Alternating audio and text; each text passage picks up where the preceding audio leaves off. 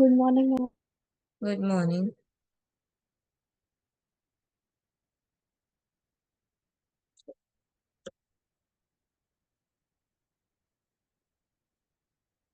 हाँ जी, आज हमने पढ़ना है बजटरी कंट्रोल। बजट क्या होता है? The word budget can say a small leather bag, the bag contain in an economic bill which is presented by the finance minister in the parliament every year. ठीक है, budget क्या है जो parliament में हर साल फाइनेंस मिनिस्टर देते हैं। इस बार हमारे फाइनेंस मिनिस्टर कौन है?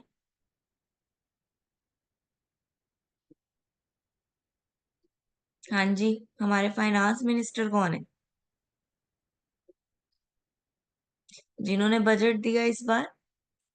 बजट किसने दिया?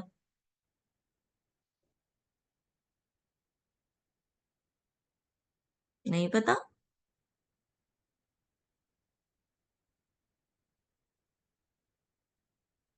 निर्मला सीतारमन। निर्मला सीतारमन। हम्म। इस उन्होंने बजट दिया इस बार। ठीक है, उन्होंने जो मेन है वो है कि 12 लाख पे जो स्लैब रेट है वो खत्म कर दी गई है। 12 लाख तक टैक्स फ्री हो गया है। ठीक है, तो बजट क्या है? एक तरह का लेदर बैग है, लाइक इकोनॉमिक बिल्स है उसमें सारे, जो फाइनेंस मिनिस्टर हर साल पार्लियामेंट में देते हैं। फीचर क्या है? एक ब्लूप्रिंट होता है कि आने वाले टाइम में हमने क्या एक्शंस लेने हैं। ठीक है, एक मीन ऑफ कम्युनिकेशन है। बिजनेस पॉलिसी को इंडिकेट्स करते हैं कि अब बिजनेस कैसे रन करने हैं। ठीक है, क्या क्या गवर्नमेंट ने रूल नए चेंज किए हैं या बनाए हैं। देन बजटिंग क्या है? Budgeting refers to the management action of formulating budget. उस जो बजट हमने बनाया है उस बजट में फिट आने के लिए जो एक्शन प्लान्स हम करते हैं उसको बोलेंगे हम बजटिंग। ठीक है, जो प्लान बनाते हैं अपने ही बजट को पूरा करने के लिए, बजट के जो गोल्स हैं उसको फुलफिल करने के लिए, उसको बोलेंगे बजटिंग। ठीक है, then budgetary control, to control over budget is known as budgetary control. जब हमारा budget out of the range हो जाता है तो हम उसको, हम चाहते हैं कि वो ना जाए, तो हम उसको कंट्रोल करते हैं, दैट इज बजटरी कंट्रोल। ठीक है, हमारे घर में भी मदर फादर क्या करने की कोशिश करते हैं? जब बजट बढ़ जाता है तो कहते हैं ना, नहीं ये रहने दो, अभी बजट में नहीं है। ठीक है, वो क्या कर रहे हैं? वो इस चीज को बजटरी कंट्रोल कर रहे हैं। वो बजट को कंट्रोल करने की कोशिश कर रहे हैं कि अब ओवर हो चुका है, अब हम ना ले ताकि हमारा बजट कंट्रोल में रहे। सिस्टम क्या है बजट कंट्रोल का? सबसे पहले प्लान करना। ठीक है, बजट को प्लान करना, टारगेट्स डिसाइड करना कि क्या क्या चीजें हमने करनी है। अब सैलरी आती है, सैलरी आती है सबसे पहले डिसाइड होता है कि इतने का राशन आएगा। ठीक है, इतने की सब्जियां आएंगी। ठीक है, इतना उसकी फीस देनी है, इतना ये देना है। दैट इज डिसाइडेड, वो प्लान किया हुआ उन्होंने। ठीक है, देन कंपेयर करना एक्चुअल को बजट के साथ। हमेशा बजट और एक्चुअल दोनों अलग हो जाते हैं। ठीक है, बिकॉज ऑफ अनसर्टेनिटी, सर्कमस्टांस ऐसे बन जाते हैं। ठीक है, तो अनसर्टेनिटी, मान लो कोई बीमार हो गया तो दवाइयां लानी पड़ेंगी, वो तो लानी पड़ेंगी पर वो बजट में लिखा नहीं था। दैट्स वाई कि क्या हो जाता है, कुछ अनसर्टेन हो जाता है, तो एक्चुअल को बजट के साथ कंपेयर करेंगे। देन वेरियांस, जो भी फर्क आया वो चेक करेंगे। देन एक्शन लेंगे कि अब करना क्या है, अब नेक्स्ट क्या करना है। अब कोई बीमार हो गया, उसकी दवाइयां आई, उस पर खर्चा हो गया, अब नेक्स्ट हम ये सोचेंगे कहाँ से पैसा बचा ले। जो लगना था वो तो लग गया, अब और कहाँ से हम उसको बचा लें, सेव कर लें। रिक्वायर्ड क्या रिक्वायर्ड है बजटरी कंट्रोल सिस्टम के लिए? एक तो ऑब्जेक्ट क्लियर होना चाहिए आपको। ठीक है, अथॉरिटी और रिस्पॉन्सिबिलिटी डेलीगेट हो जानी चाहिए, प्रॉपर कम्युनिकेशन होनी चाहिए, फ्लेक्सिबिलिटी होनी चाहिए, ऑल इम्प्लॉयज जो है अच्छे से पार्टिसिपेट करें। ये एक ऑर्गेनाइजेशन की बात करें। ठीक है, देन बजटरी कंट्रोल एडवांटेज और डिसएडवांटेज दिए हुए हैं, पढ़ लो फटाफट। Corrective action, reduce cost, determine weakness, और डिसएडवांटेज में क्या है? Revise required, uncertain future, depend upon support of top management, conflict among different in departments. Now classification आ गई बजट की। बजट की मेनली 3 क्लासिफिकेशन है, according to time, according to function and according to flexibility. According to time दो तरह से है, long term and short term. According to function क्या है, ये फंक्शन के में बहुत सारे तरह के, sales, production, cost of production, R&D यानी कि research and development, cash budget and master budget. और फ्लेक्सिबिलिटी के हिसाब से फिक्स्ड और फ्लेक्सिबल बजट। तो अकॉर्डिंग टू टाइम आ गया सबसे पहले। लॉन्ग टर्म में क्या होगा, मोर देन 5 ईयर। ठीक है, 5 से कितना भी मोर हो, 5 से ऊपर होना चाहिए बस, वो लॉन्ग टर्म हो जाता है। ठीक है, शॉर्ट टर्म में 1 ईयर और 2 ईयर। ठीक है, देन फंक्शन के बेस पे सबसे पहले आ गया सेल्स बजट। सेल्स बजट क्या है, जब हम सेल को एस्टिमेट करते हैं। ठीक है, जब हम सेल को एस्टिमेट, क्यों, sale is the backbone of the enterprise. जब तक प्रोडक्ट बिकेगा ही नहीं, सेल ही नहीं होगा, तब तक प्रॉफिट नहीं आएगा। तो सेल इज द बैकबोन। तो सबसे पहले सेल बजट बनाया जाता है कि सेल को बजटेड किया जा सके, कितना बजट सेल पे लगना है।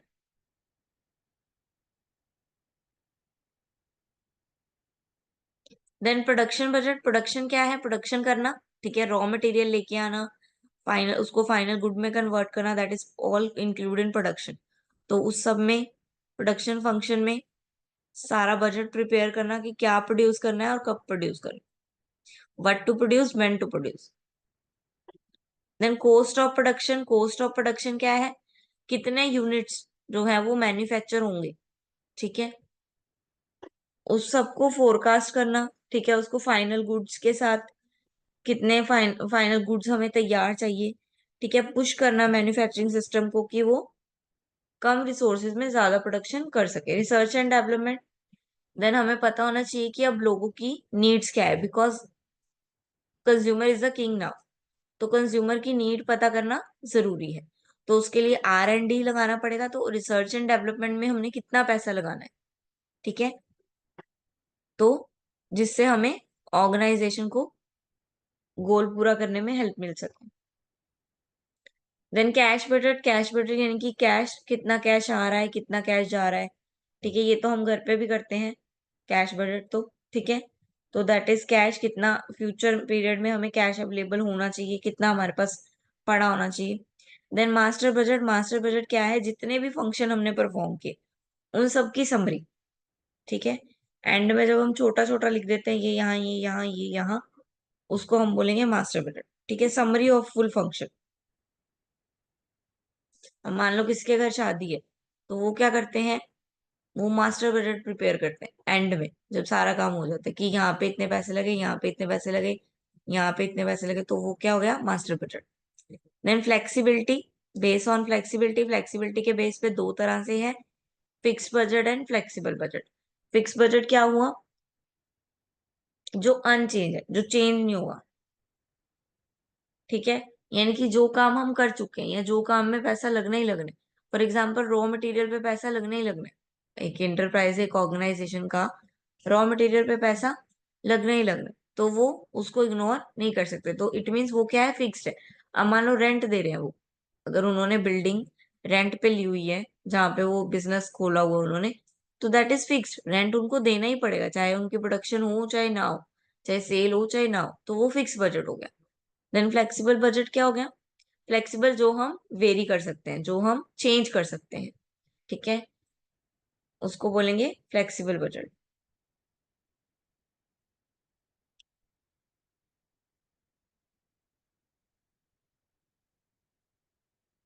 देन एक जीरो बेस बजटिंग भी है। जीरो बेस बजटिंग क्या है, मेथड है, all expenses must be justified for each new period. The process of zero budgeting start from a zero base, and every function within the organization is analyzed for its need and cost. Budget are the built around what is need for the upcoming period, regarding of whether each budget is higher or lower than the previous one. ठीक है, zero budget क्या है, हर नए function के लिए, हर नए task के लिए जीरो से स्टार्ट करना। ठीक है, ये नहीं है हम उसमें जो बजट हम बना रहे हैं उसी में ऐड, जब हम बिल्कुल नए कंसेप्ट के लिए या कुछ भी नया काम करने के लिए जीरो से स्टार्ट करेंगे दोबारा से, तो उसको हम बोलेंगे जीरो बेस बजटिंग। हाँ जी, बजटिंग क्लियर है।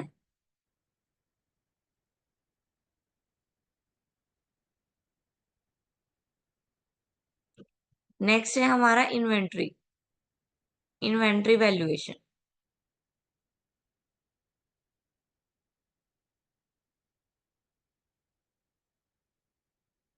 Next is inventory valuation. Inventory, सबसे पहले तो इन्वेंट्री क्या होता है? Inventory is tangible property to be consumed in a function of goods and services और held for sale in the ordinary course of business. ठीक है, इन्वेंट्री क्या है? स्टॉक, स्टॉक को बोलेंगे इन्वेंट्री। ठीक है, जो अनकंज्यूम्ड है अभी तक, जो बिका नहीं है अभी तक, उसको बोलेंगे inventory.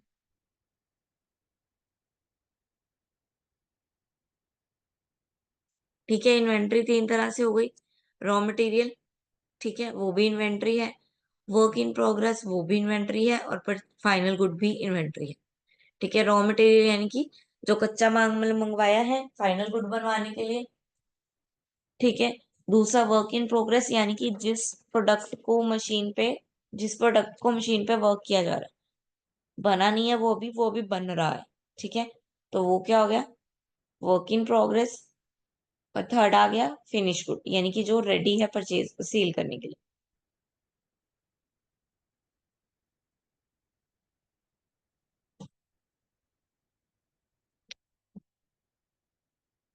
Then inventory, periodic inventory और perpetual inventory.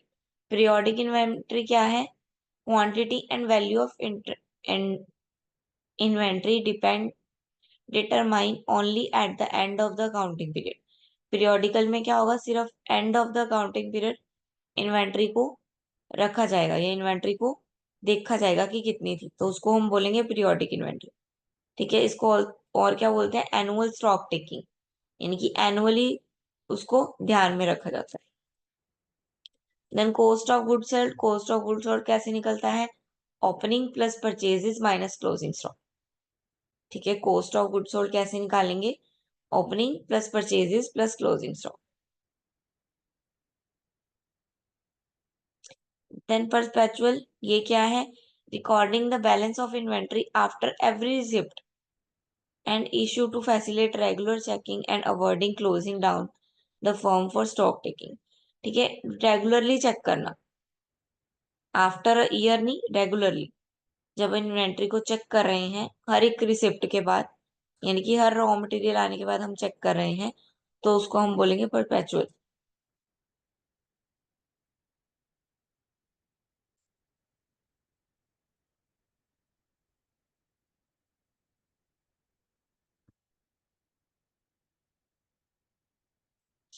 Then valuation of inventory, valuation कैसे करनी है? Inventory should be valued at lower of historical cost and net realisable value.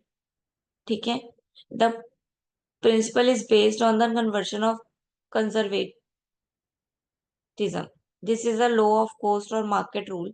Market refers to NRV, net realization value. The net realization value is the estimate selling price in the ordinary course of business less the estimate cost of completing and the cost necessary to make the sale।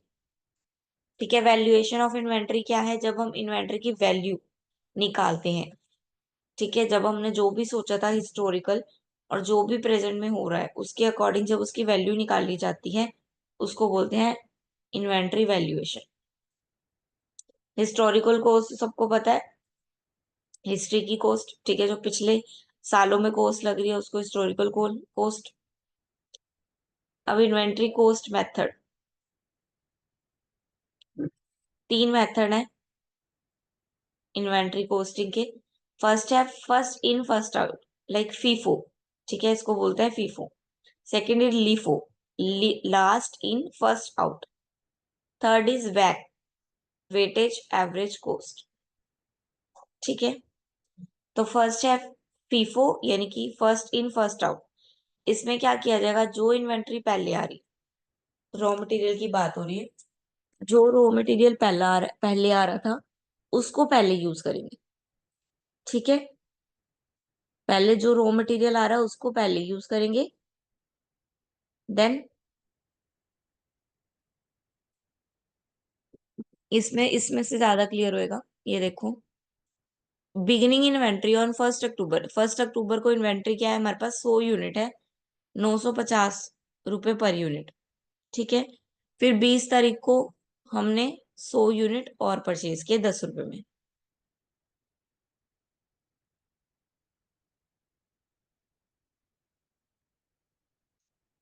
25 को फिर से, 15 को फिर से, और 20 दिसंबर को। The closing stock consist of 250 unit. What will be the value of closing stock and the cost of goods sold if the LIFO method is used for inventory?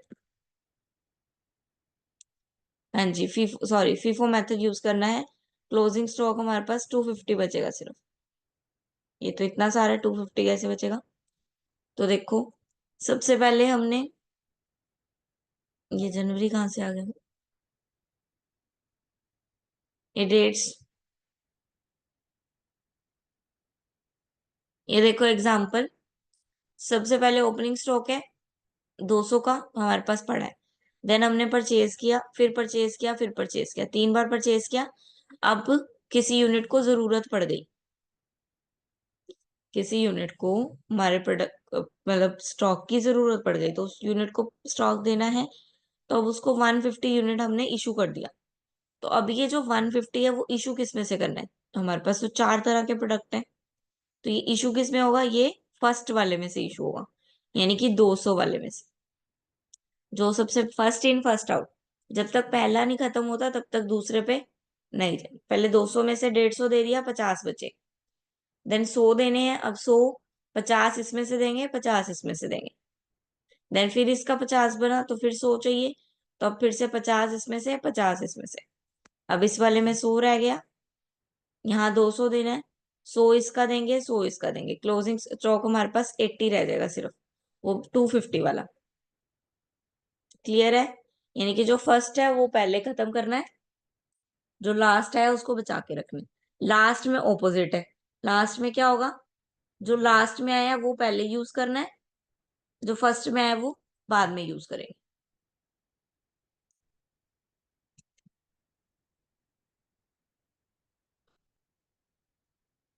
ठीक है, then weightage average. Weightage average ये रहा, weightage average का formula दिया हुआ है, cost of goods available for sale divide by number of unit available for sale. जब आप ये करोगे तो cost average, weighted average cost निकल आएगी।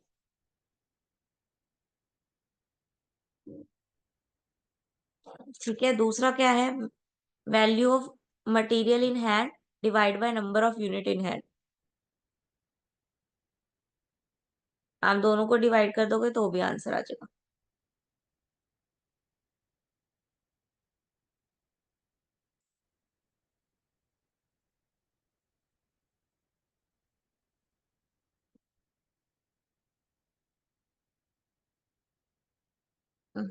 हाँ जी, क्लियर है फंक्शन। इन्वेंट्री स्टॉक भी क्लियर है, inventory valuation.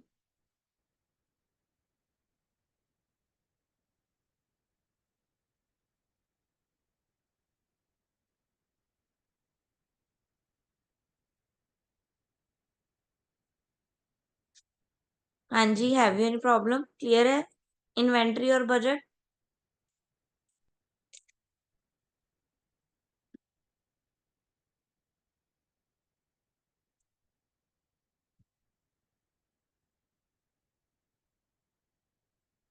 Okay, wait a minute.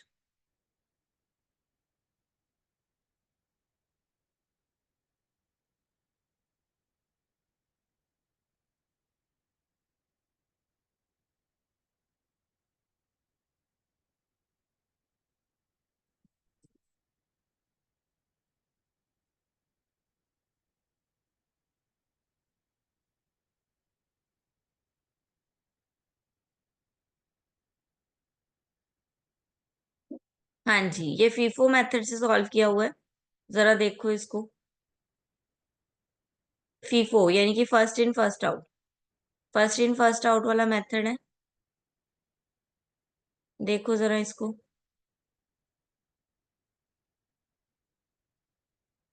Question को देखो जरा, कैसे किया हुआ है। 2 सितंबर को ओपनिंग स्टॉक दिया हुआ है, तो सबसे पहले ओपनिंग स्टॉक। हाँ जी, ये क्वेश्चन सॉल्व करो। ये क्वेश्चन आपको नहीं समझ में आया तो पूछो। ये क्वेश्चन दिख रहा है, विजिबल है।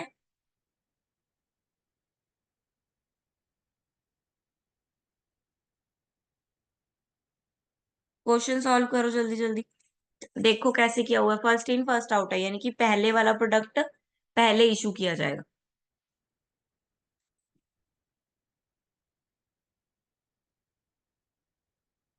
करो जरा सॉल्व इसको।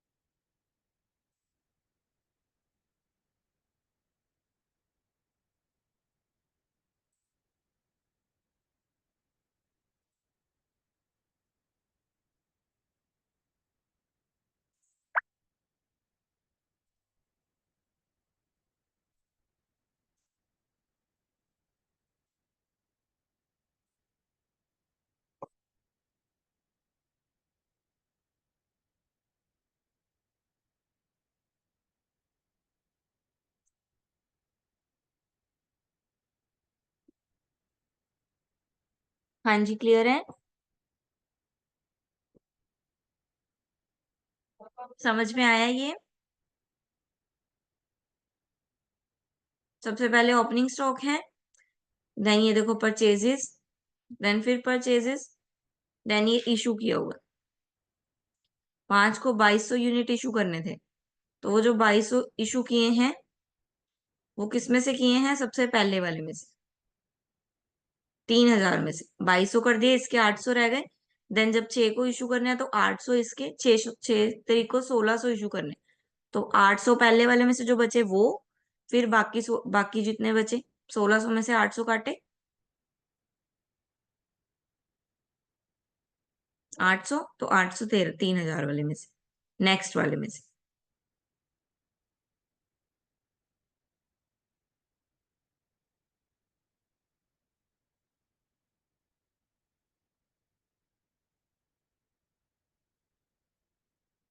फिर 2000 इशू करने हैं, 2000 भी इसी में से, क्योंकि अभी 800 ही नहीं है, बचे हैं अभी, तो 2000 भी इसी में से। ठीक है, फर्स्ट इन फर्स्ट आउट, पहले जो है वो पहले आएगा। ये यहाँ पे 1.5 आना है, 2 नहीं आना, ये गलत है।